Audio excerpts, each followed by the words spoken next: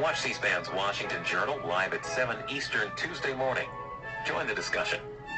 Thanks for joining us on Washington Today, and be sure to tune in every weekday. Check out all of our programming online anytime at cspan.org.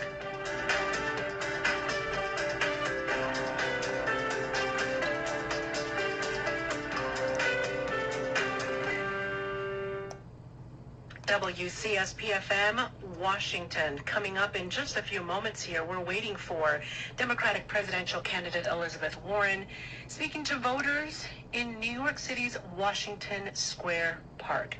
Until then, here's a portion of today's Washington Journal. And rather, I should say, here's a portion of today's Washington Today. And look, I don't want to get people's, we've got to manage this carefully. Yes, there is a good chance of a deal. Yes, I can see the shape of it. Everybody can see roughly what could be done. But it will require movement, and it will require the system by which the EU can control the UK after we leave, the so-called backstop, to go. Those comments from the British Prime Minister Boris Johnson. He was meeting with European Union leaders today, while the Prime Minister of Luxembourg says the entire Brexit process has, in his words, turned into a nightmare. It is Monday, September 16th. This is Washington Today on C-SPAN Radio. I'm Steve Scully. And on Capitol Hill, the clock is ticking to pass a budget agreement. Once again, the House expected to approve a short-term resolution that keeps the government funding through November 21st. Caitlin Emma is following that story for Politico. We could see text of that bill as soon as tonight. The House Rules Committee is expected to prepare that legislation tomorrow night, and the House will probably vote on that bill later this week. And meanwhile, the Senate is introducing and marking up its own set of spending bills, which they will have to eventually compromise with House leaders. And for nearly 50,000 GM union workers, it is the picket line, not the assembly line this evening.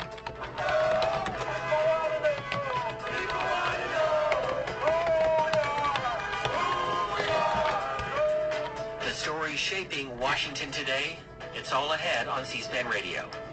And we begin with the chair of the House Judiciary Committee, New York Congressman Jerry Nadler, telling WNYC Radio he believes the House should impeach President Trump, and now it's his committee's job to convince the public that it is the correct course of action before lawmakers moving forward. His comments, some of the most detailed so far, as he explained the rationale for the House to pursue impeachment. And even if the Senate does not remove the president, Congressman Nadler says the House action would, in his words, vindicate the Constitution. There's been a lot of media discussion, as you know, about whether you're walking a fine line and a confusing political line with the new rules that your committee passed on Thursday, enabling hearings that could lead to impeachment, but without opening a formal impeachment inquiry. That's not correct. Okay. That is not correct, and it is very frustrating to see the press repeat that same mistake over and over again. What's incorrect there? What is incorrect is when you said we are not involved in an impeachment inquiry. We are involved in an investigation to determine whether to recommend articles of impeachment to the House. That is what we're doing. The term impeachment investigation, the term impeachment inquiry have no legal meaning. They're shorthand. They're shorthand for an investigation into determining whether to recommend articles of impeachment. That's what we're doing. And we're doing it officially. The committee voted specifically for procedures last week. One of those procedures empowers me to designate any particular hearing of the committee or subcommittees to be an impeachment hearing. I have designated the hearing we're holding tomorrow as an impeachment hearing.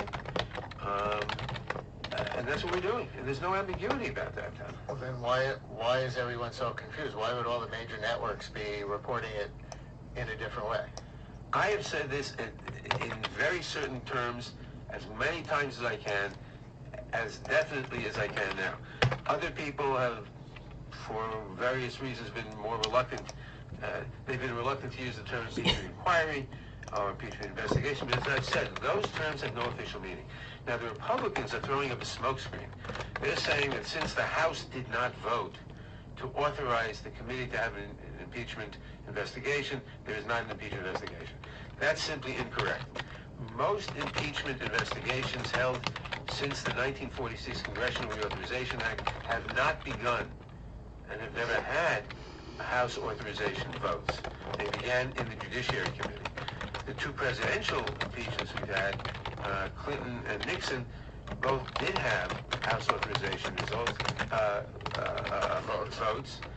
because in those days, the committee lacked the ability to issue certain kinds of subpoenas and to hold depositions unless authorized by the whole House. Those rules were changed about 15 years ago. We do not need a House vote for that. And in any event, in the Nixon impeachment, the impeachment investigation started, and 6 months later, the House authorized it. But we don't need a House authorization now. We have full authorization to do this impeachment investigation. That's what we are doing, and we will determine either to vote articles of impeachment to the full House, or we won't. Now, some people have said ignorantly, until we decide whether to vote on this, that's ridiculous. You decide whether to vote articles of impeachment at the end of an impeachment investigation, not at the beginning. We take you live now to Democratic presidential candidate Elizabeth Warren's rally, speaking to voters in New York City's Washington Square Park.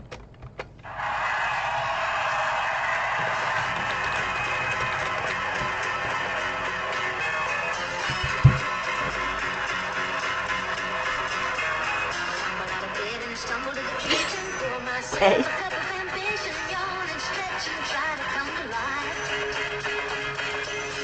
Shower and the blood starts pumping. Out on the streets, the traffic starts jumping. Folks like me on the job from 9 to 5. Working 9 to 5.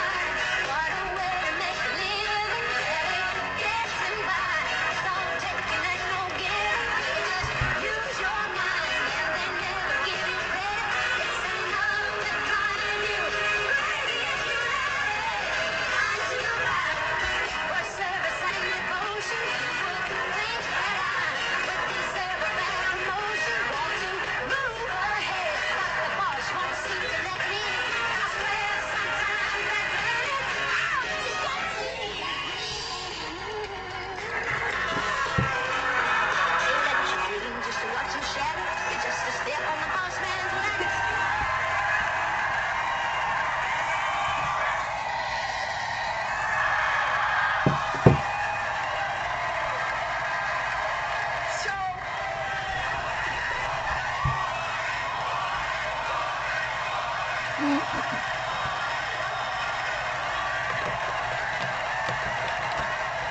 Thank you, Maurice.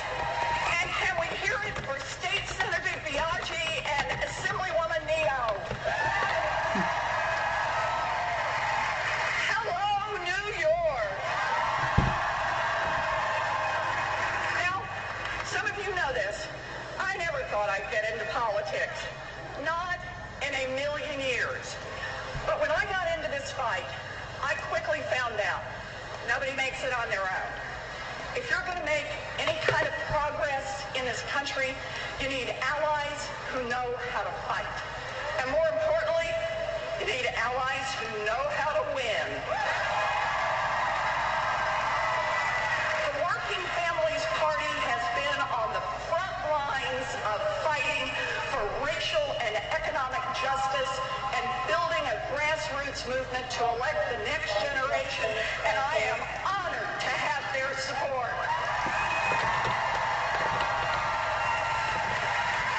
And tonight, with all of you as witnesses, I'm going to make a promise, and that is when I'm in the White House, working families will have a champion. So, thank you, Maurice, and thank you to the Working Families Party. Now, when so many good people show up, I usually do a town hall followed by selfies. You know this. Today, it's a little something different.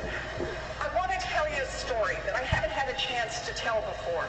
It's an important story about our past and about our future. But I'll stay afterwards for as long as anyone wants to take selfies. Some things we just don't mess with. So I am especially glad to be here in Washington Square Park. I wanted to give this speech right here, and not because of the arch behind me or the president that this square is named for. Nope. We are not here today because of famous arches or famous men. In fact, we're not here because of men at all.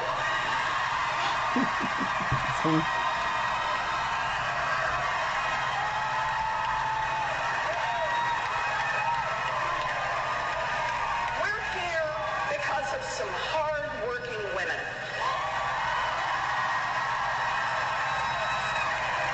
Women who more than 100 years ago worked long hours in a brown 10-story building just a block that way.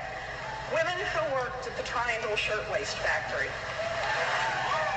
So, here's what I want you to hear. It was March 25th, 1911. It's a Saturday. And at about 4:45 in the afternoon, people walking through this very park looked up and saw black smoke billowing into the sky. A fire had started in that building. And inside that building, on the top 3 floors, deadly flames leapt from a bin to the oily floors and from the floors to the walls, sweeping across workrooms and trapping the workers. Fighting for their lives, women, girls really some as young as 14, raced to escape, but the exit doors were locked. Others ran to the windows, waving their arms and screaming for help. No help was coming. The fire department's ladders could only reach to the 6th floor. The flames leapt higher, and women started crawling out onto the ledges. And as people on the ground stood in shocked silence, a woman jumped, and then another, and then another. They hit the ground with a sickening thud. They died on impact, so many so fast that the women's bodies piled up on the sidewalk. Their blood ran into the gutters. Dozens more were trapped inside. Trapped because the door to the staircase was locked. Locked by bosses afraid that the workers might steal scraps of cloth. Firefighters would later find a pile of burned bodies next to that locked door. It took 18 minutes for 146 people to die. Mostly women, mostly immigrants, Jewish and Italian, mostly people who made as little as $5 a week to get their shot at the American dream. It was one of the worst industrial disasters in American history. One of the worst, but it should not have been a surprise. For years, across the city, women factory workers and their allies have been sounding the alarm about dangerous and squalid conditions, fighting for shorter hours and higher pay. They protested, they went on strike, they got coverage in the press. Everyone knew about these problems. But the fat profits were making New York's factory owners rich, and they had no plans to give that up. Instead of changing conditions at the factories, the owners worked their political connections. They made campaign contributions and talked with their friends in the legislature. They greased the state government so thoroughly that nothing changed. Business owners got richer, politicians got more powerful, and working people paid the price. Does any of this sound familiar? To any big problem we have in America today, and you don't have to dig very deep to see the same system at work. Climate change, gun safety, health care. On the face of it, these 3 are totally different issues. But despite our being the strongest strongest and wealthiest country in the history of the world, our democracy is paralyzed. And why? Because giant corporations have bought off our government. Americans are killed by floods and fires in a rapidly warming planet. Why? Because huge fossil fuel corporations have bought off our government. Americans are killed with unthinkable speed and efficiency in our streets and our stores and our schools. Why? Because the gun industry has bought off our government. Americans are dying because they can't afford to fill prescriptions or pay for treatment. Why? Because health insurance companies and drug companies have bought off our government.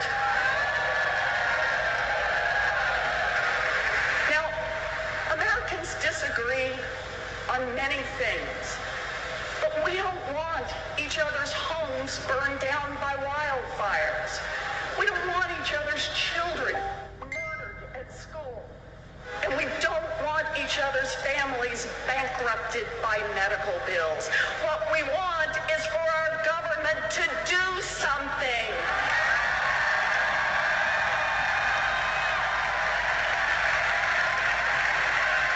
And yet, our federal government is unable to act, unable to take even the most basic steps to protect the American people. Now, when you see a government that works great for those with money and connections and doesn't work for much of anyone else, that's corruption, plain and simple, and we need to call it out for what it is.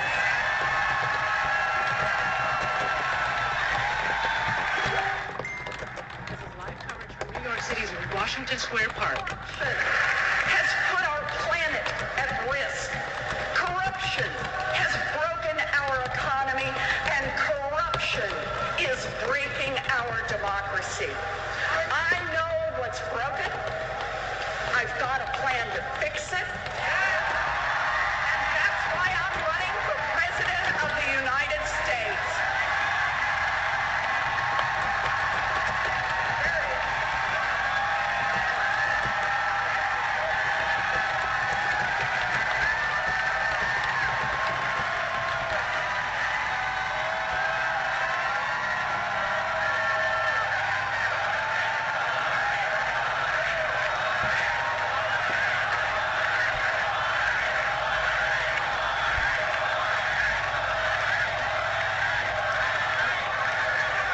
Okay, so let's start with the obvious. Donald Trump is corruption in the flesh. He's sworn to serve the people of the United States, but he only serves himself and his partners in corruption. He tries to divide us. White against black, Christians against Muslim, straight against queer and trans, and everyone against immigrants. Because if we're all busy fighting each other, no one will notice that he and his buddies are stealing more and more of our country's wealth and destroying the future for everyone else.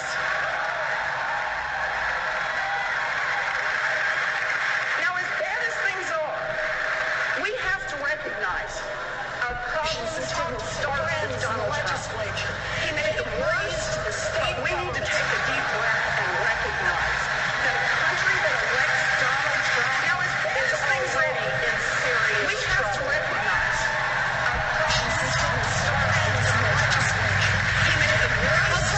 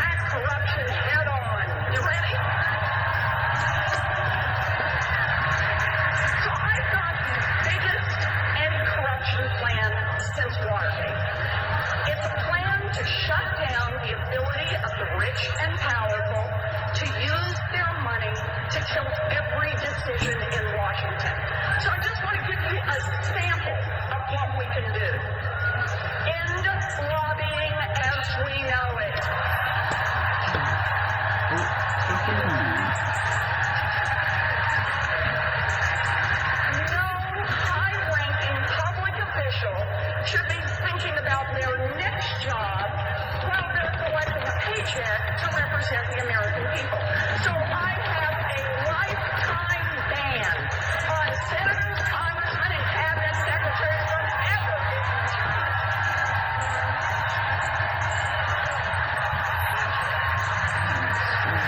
and no more hiring corporate lobbyists to staff up the federal government. Look, the right of every person in this country to petition their government does not protect a multi-billion-dollar influence industry whose sole purpose is to undermine democracy and tilt every decision in favor of those who can pay. So let's shut this industry down and return our government to the people.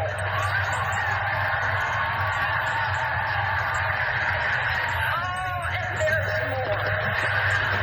No more secret meetings. Every single meeting between a lobbyist and a public official should be a matter of public record. Thank you. Bye. No more lobbying on behalf of foreign governments. And no more campaign contributions or bundling by lobbyists. Contributing to a campaign at the same time that you're paid to influence those same elected officials is the very definition of bribery, and we're going to put a stop to it.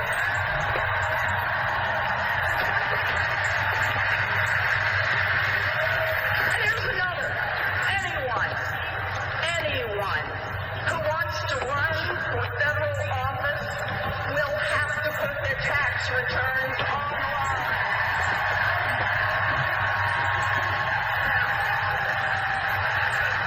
And there's more. Presidents, cabinet members, members of Congress will be barred from owning businesses on the side. Barred from trading in individual stocks. You know what? Take care of the people's business or take care of your own business. But you can't do both at the same time. Corruption and influence peddling has seeped into every corner of our government. So it's time for some new plans for our regulators. Far too many agencies act like wholly owned subsidiaries of the companies they are supposed to regulate. When these agencies are captured, the results are pollution and financial advisors who cheat people, all while regulators look the other way. Enough is enough. We're going to take down the for sale signs hanging outside of every federal building in Washington. Oh, and here's another one. It's also time to call out corruption in the federal judiciary. Increasingly, big shot corporate lawyers are getting appointed as federal judges, and they turn out one decision after another in favor of corporations and against the interests of American consumers, against unions, and against vulnerable people who must count on the courts to protect their rights. Shadowy right-wing groups have spent millions of dollars to ram through aggressively unqualified nominees who are likely to advance their causes. No one should be surprised that public confidence in our federal courts is at an all-time low, but we can fix it. We will rewrite the basic code of ethics for federal judges. And we will appoint a whole new generation of judges with diverse backgrounds and a wide range of legal experiences. Judges who actually believe in fundamental principles like rule of law, civil rights, and equal justice.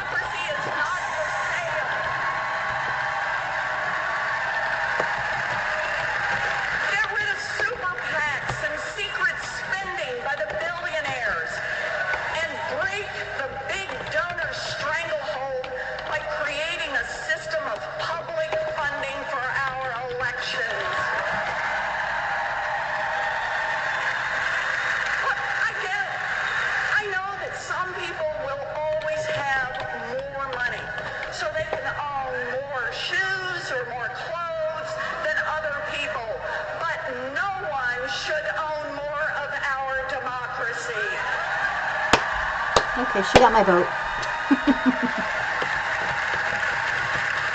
Corruption comes in other forms too, and I have plans for those. A plan to end the corrupt practice of selling fancy ambassadorships to wealthy donors, because American diplomacy should not be for sale. A plan to abolish private prisons.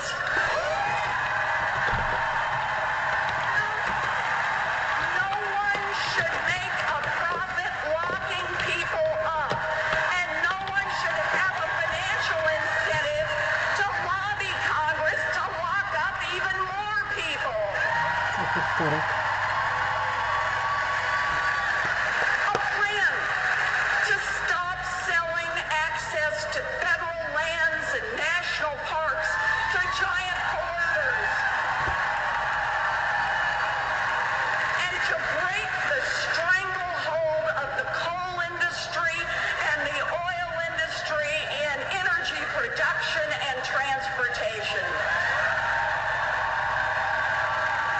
And yeah, when we're talking corruption, we need to call it out in the Oval Office.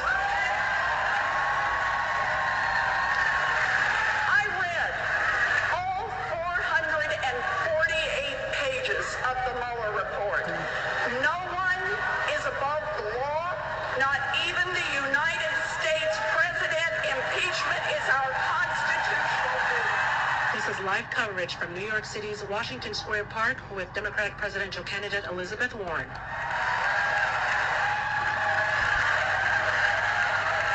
So there it is.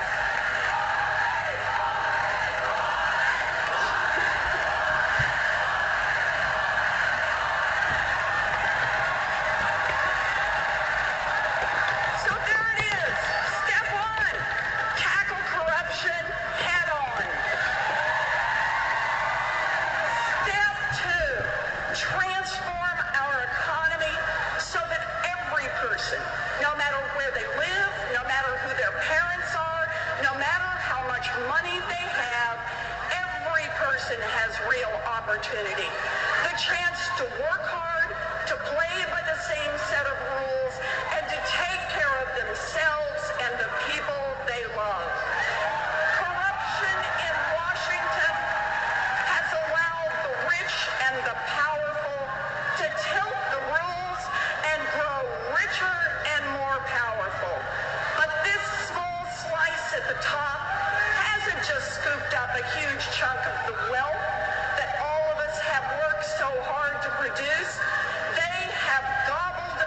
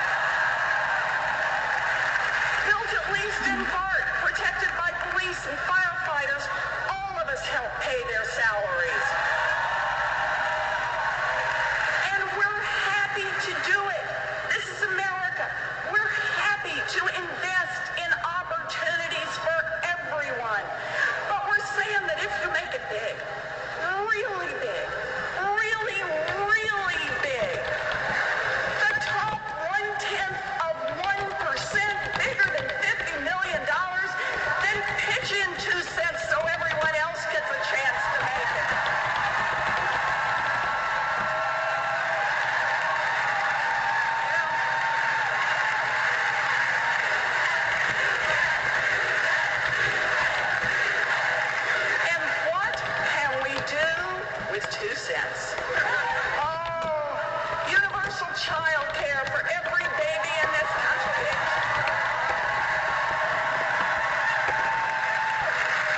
Universal pre-K for every 3-year-old and 4-year-old in America.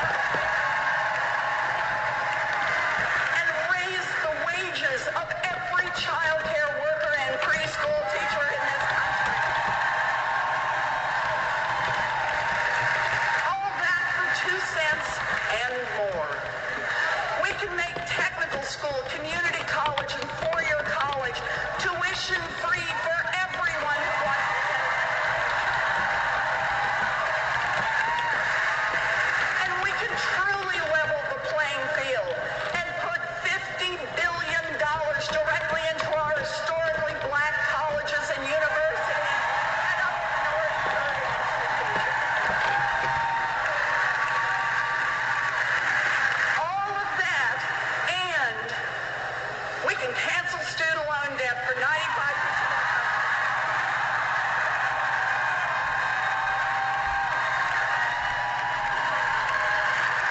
So think what that means. Real opportunity. Not just opportunity for people born into privilege. Opportunity for everyone. And opportunity, real opportunity, requires honesty. Working families all across this country have been denied the opportunities they deserve. But the path for black and brown and native families has been even steeper. And that is why my plans tackle historical injustice head on. And here are a few examples. My student debt cancellation plan will help close the wealth gap between black and white families. My criminal justice plan will end the practice of mass incarceration that has destroyed the lives of so many black and brown men. My housing plan will help families living in formerly redlined areas buy a home and start building the kind of wealth that government-sponsored discrimination denied their parents and grandparents. My climate plan includes justice for the black and brown communities that have struggled with the impact of pollution. And my plan respects the rights of Native Americans to protect their lands and be good stewards of this earth.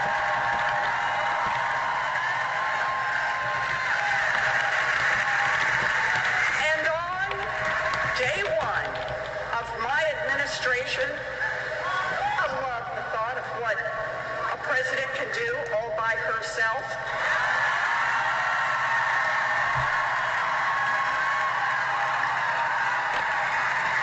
On day one of my administration, I will use my executive authority to start closing the pay gap between women of color and everyone else, because it's about time we valued the work of women of color.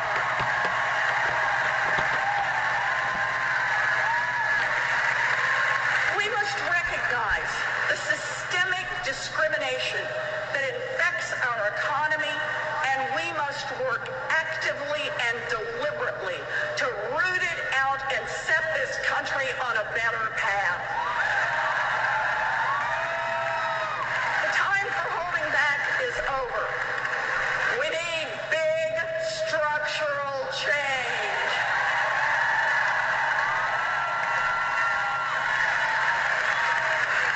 Now, I know what some of you are thinking.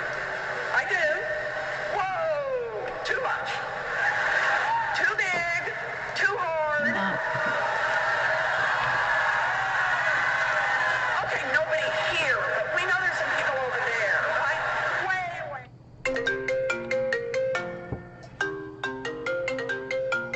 Sorry.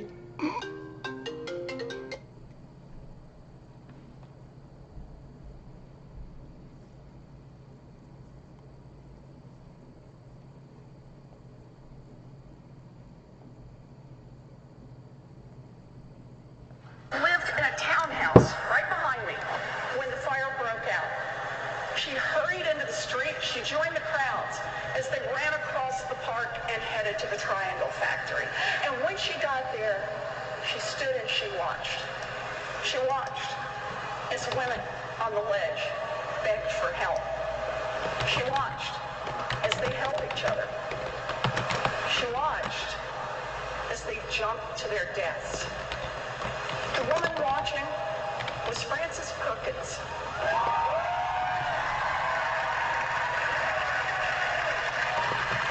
She was 30 years old and already a workers' rights activist.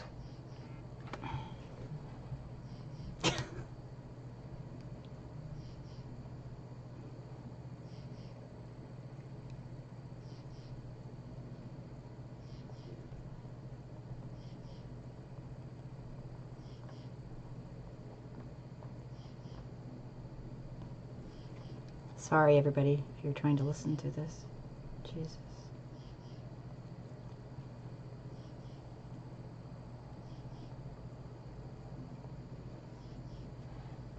Pushed from the inside.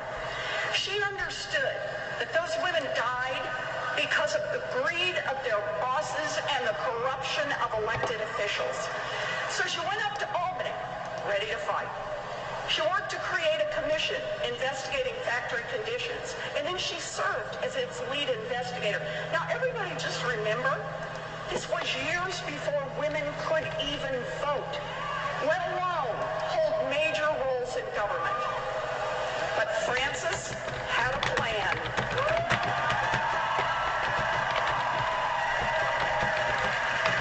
She and her fellow activists fought for fire safety, and they got it. So the next time you do a fire drill at school or at work, you see a plainly marked fire exit, think of Frances and the Triangle women, because they are the reason the laws changed. But they didn't stop with fire safety. With Frances working the system from the inside, and the women workers organizing and applying pressure from the outside, they rewrote New York State's labor laws from top to bottom to protect workers.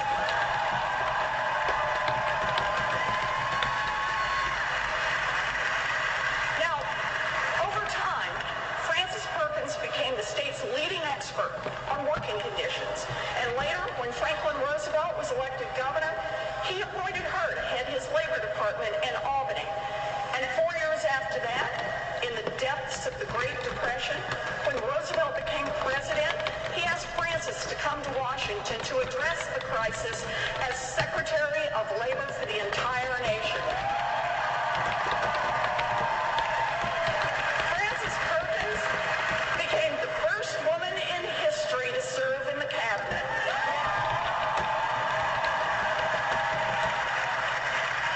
And what did she push for when she got there?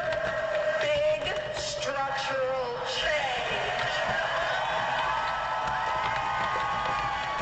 She used the same model that she and her friends had used after the Triangle Fire.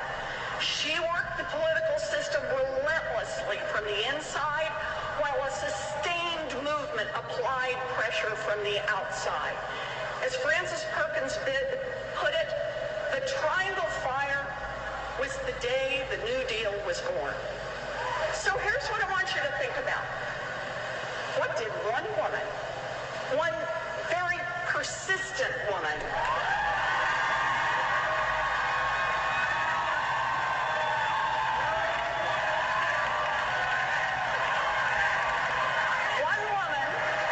backed up by millions of people across this country, get done?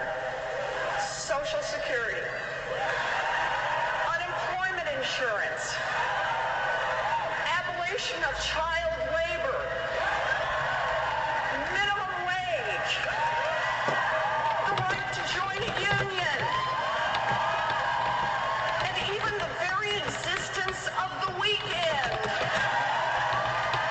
That's big structural change. One woman and millions of people to back her up. The tragic story of the Triangle Factory fire is a story about power. A story of what happens when the rich and the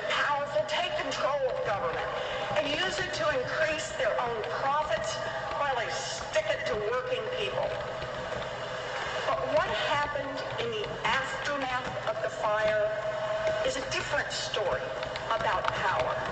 A story about our power. A story about what's possible when we fight together as one. Over and over throughout our history, Americans have been told that big structural change just wasn't possible and that they should just give up. The abolitionists were told, it's just too hard, give up now. The suffragettes were told, too hard, give up now. The early union organizers were told, it's just too hard, give up now. Foot soldiers in the civil rights movement were told, too hard, give up now. LGBTQ activists were told, it's just too hard, give up now. But they didn't give up. 2020 Democratic presidential candidate Elizabeth Warren live in New York City's Washington Square Park.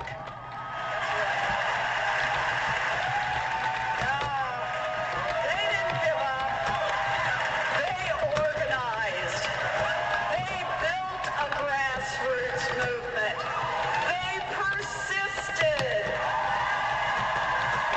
And they changed the course of American history.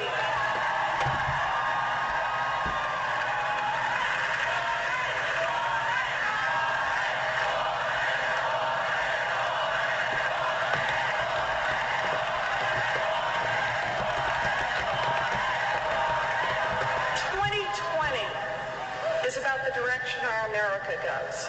Not just for 4 years, but for generations to come. And yeah, there's a lot at stake in this election. And I know, people are scared. But we can't choose a candidate we don't believe in just because we're too scared to do anything else.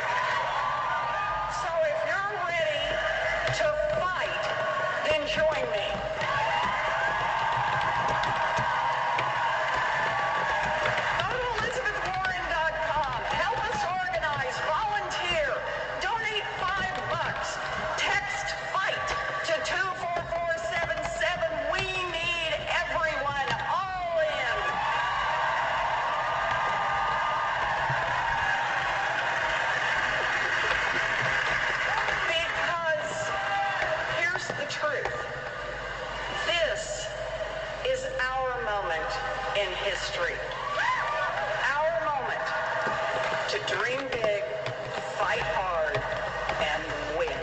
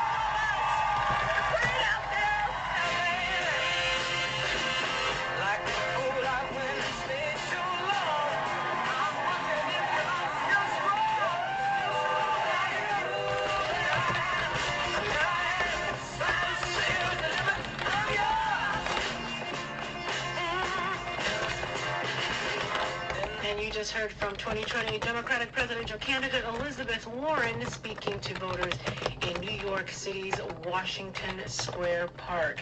If you want to listen to this again or watch it again, it is playing on cspan.org on the main page.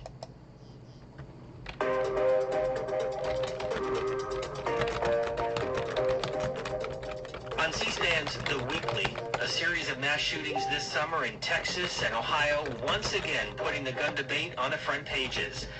As the pictures unfold, families that are torn apart, and communities grieving, the question is, what, if anything, can be done to prevent these horrific killings? Amy Swearer has been researching this issue for the Heritage Foundation here in Washington.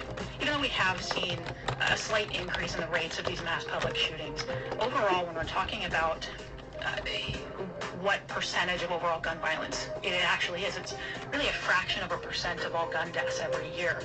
That realistically, this is not the way in which most Americans are going to interact with gun violence. And I thoroughly understand that, when you see these shootings happen, once, twice a month, especially when they're kind of back-to-back like that, the psychological and emotional impact that they have is devastating, because it makes us think, that random nature of these attacks makes us think, what if I go to Walmart? What if I go out to a movie theater? But I think part of that is being able to step back and look at the reality of those statistics and to say, even though this is slightly increasing, this is not, is this really a crisis? Is this something that necessitates drastic actions, such as gun confiscation or some sort of broad measure implicating the rights of millions of Americans? You can join us for more of our conversation with Amy Swearer of the Heritage Foundation on our podcast, The Weekly. It's available on the free C-SPAN radio app or wherever you download your favorite podcast. And earlier today on the Senate floor, former Senate Judiciary Committee Chair Chuck Grassley criticized New York Times reporting on Justice Brett Kavanaugh allegations. He spoke for about 10 minutes. Last year, we on the Judiciary Committee conducted an incredibly thorough review of a nominee to the Supreme Court of the United States. We dug into Justice Kavanaugh's personal and professional life and discussed concerns openly in front of the public. Allegations were raised against the justice, but none could be corroborated or Such verified. bullshit. Sorry. I know. Such because bullshit. I Yes, had a it team could. of dozens of lawyers and investigators chasing down each allegation that we received. My team spoke to 45 individuals and took 25 written statements. Now anyone can review the 414-page investigation summary report that I released last November. We laid out the information we received, including some of the ugliest of claims. In the end, there was no credible evidence to support any of the allegations. Brett Kavanaugh then was duly confirmed to the Supreme Court by this body as prescribed in the Constitution. Now, fast forward to this past weekend and the issues that I and a lot of other members of the Senate are being asked about this very day. Just if there's nothing else going on in this town, but you dig up something that happened a year ago. The New York Times published a book excerpt about Justice Kavanaugh's younger days that has fueled a very fresh rumor from someone whose friends claim contacted senators on the committee. That person, Mr. Stiers, didn't reach out or provide information to the committee majority. Apparently, he also didn't provide any information to these writers. It's only on the word of two anonymous sources that his name and accusation comes up in this story in the New York Times. And again, my office never received anything from Mr. Stier or his unnamed friends, and we never received an allegation against Kavanaugh like the one referenced in the report over this weekend. After interviewing 8 people related to the Ramirez allegations, not once was Mr. Steyer's name mentioned. Had my staff received substantive allegations, or had he approached me or my staff, we would have attempted to take a statement and interview him. But the alleged victim, who also didn't speak to these writers, apparently does not recall the incident. That's a point that the New York Times failed to include in its initial coverage. Now, it happens that accountability is a cornerstone of democracy. I welcome Who is this scrutiny guy? of my work. Jesus. I frequently refer to reporters, journalists, as the police of our democratic system. But today I'm reminded of a very old adage: who will watch the watchman? This weekend's report includes some embarrassing, irresponsible missteps. Mistakes that warrant serious self-reflection. A year ago, after the interviews with dozens of people, the New York Times couldn't even corroborate the allegations laid out by Ms. Ramirez and declined to report on them. With nothing but a year of time and another interview with Ramirez herself, the paper thought those unverified claims were suddenly worth printing. No more corroboration, no more verification, coming only days before the release of the author's book. I can't help but wonder if the timing had something to do with the decision to run the story. Maybe sell more books. They also laid out what commentators are now calling new allegations. Let me be clear. This is not an allegation. It's barely a third-hand rumor. These writers, can you believe this? These writers didn't even speak to the man who they claimed originally recounted this rumor. What's left are only layers and layers of decades-old hearsay. No more corroboration, no more verification, not even anything from the accuser himself. And nothing, most importantly, nothing from the person who was allegedly involved. Now, the most shameful piece of this episode is that it took more than a full day after publication for the editors to intervene and to provide critical context. An editor's note added to the story last night reads, quote, "The book reports that the female student declined to be interviewed, and friends say that she does not recall the incident." Let me quote again. She does not recall the incident. That is the alleged victim. That's the opposite of corroboration and verification. In the legal world, this sort of thing is called exculpatory information. When it's not laid bare to provide greater context, it creates a serious credibility problem. In this case, the New York Times withheld crucial facts that undercuts its own reporting. We now have an uncorroborated accusation rooted only in unnamed sources with no direct knowledge of the event, and that the alleged victim doesn't even remember. Now, you know about the New York Times. They say their slogan is they only print what is fit to print.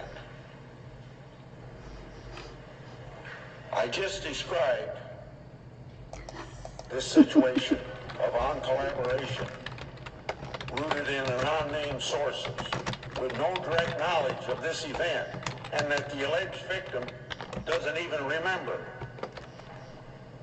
I'll get back to the slogan of the newspaper. When did this stuff I described become something fit to print by the supposed American paper of record? The sad consequences of this article are a misinformed public, a greater divide in our own discourse, and a deeper lack of faith in our news media. I yield the floor and suggest the absence of a quorum. And you can listen to that again on cspan.org, and it's playing on the main page. Also, Senate Majority Leader Mitch McConnell defended Supreme Court Justice Brett Kavanaugh over the latest allegations made in the New York Times over the weekend. He also spoke earlier today on the Senate floor. He spoke for about 5 minutes. Now, on a completely different matter. For anybody who's been reading the news the past few days, it's probably felt a little like Groundhog Day. Because over the last couple of days, leading Democrats have tried to grab onto yet another poorly sourced, thinly reported, unsubstantiated allegation against Justice Brett Kavanaugh. There they go again, Mr. President. There they go again. Called it a one-year anniversary reenactment. Senate Democrats reopening the sad and embarrassing chapter they wrote last September. The latest allegation was blasted out by a major newspaper despite the apparent lack of any corroborating evidence whatsoever. The reporting was so thin, the story ran not in the news section, but on the opinion page. In fact, Mr. President, they've already had to issue an enormous correction. The writers conveniently failed to note that the supposed victim herself declined to be interviewed. And several of her friends say she has no memory of any such thing happening. We all remember this pattern from last time around. Shoot first, correct the facts later. And here's another familiar pattern, just like last September. Little things like facts and evidence didn't stop Democrats from rushing to exploit this. Even as the media was trying to backpedal, a number of the Democratic presidential candidates were hysterically calling for Justice Kavanaugh to be impeached.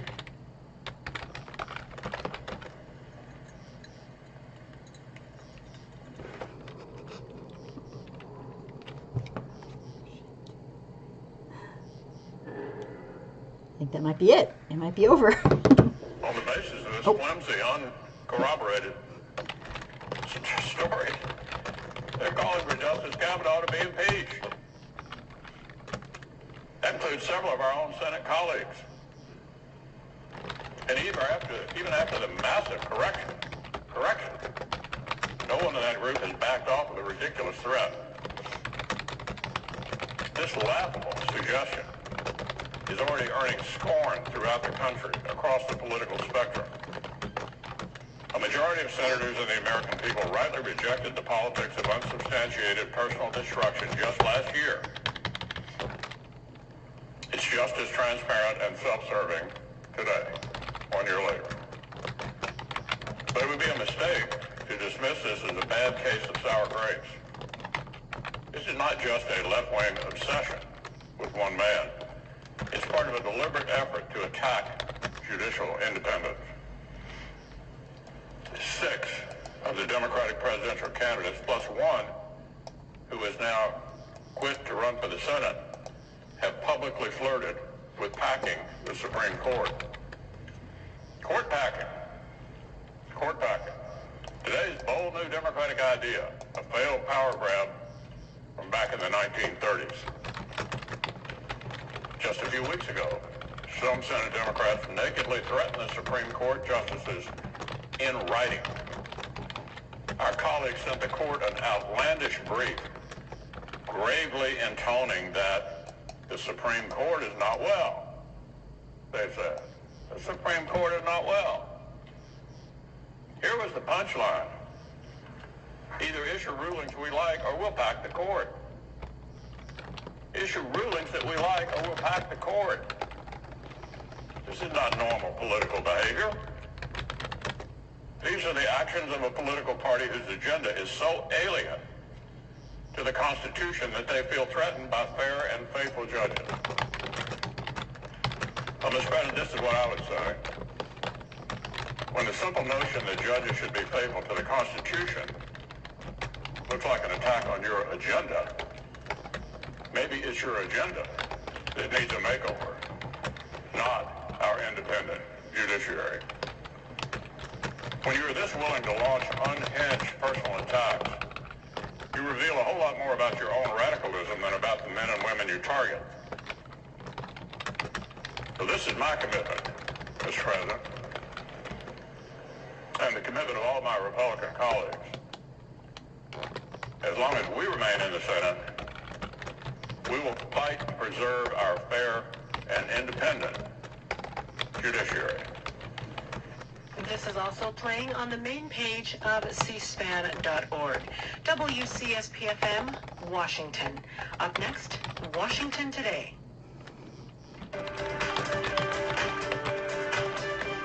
And look, I don't want to get people's, we've got to manage this carefully. Yes, there is a good chance of a deal. Yes, I can see the shape of it. Everybody can see roughly what could be done. But it will require movement, and it will require the system by which the EU can control the so-called backstop to go. Those comments from the British Prime Minister Boris Johnson. He was meeting with European Union leaders. Thank you so much for being here, everybody. If you're still listening, I cannot thank you enough. I am thrilled to have you here. I don't know what's going to happen, but we got to do something with this country. And I wasn't sure if everyone would be able to get this C-SPAN, and I knew she was going to talk about corruption, and corruption's huge, as you all know. So please join me on Wednesday at 9 for Real Talk with Angry Soccer Mom. And the topics that we talk about are anything that you feel is relevant about racism, bigotry, and inequality in America. And right about now, that's pretty much everything, unfortunately. So please tune in, tell your friends to, anyone you think would benefit from talking and giving their, having their voice heard, because I will repeat everything. And this is crazy, you guys, but thanks for caring. So hopefully I'll see you Wednesday. PM me, I will get back to you. And if you know anyone else who wants to jump in and be involved, I'm still looking for people who want to be on the panels. I just had to change the day from Sunday to another day because of football. But I'm still doing the panels, and I'm just trying to get it organized. So thank you so much. So hopefully I will see you online or on Wednesday. Okay. Bye.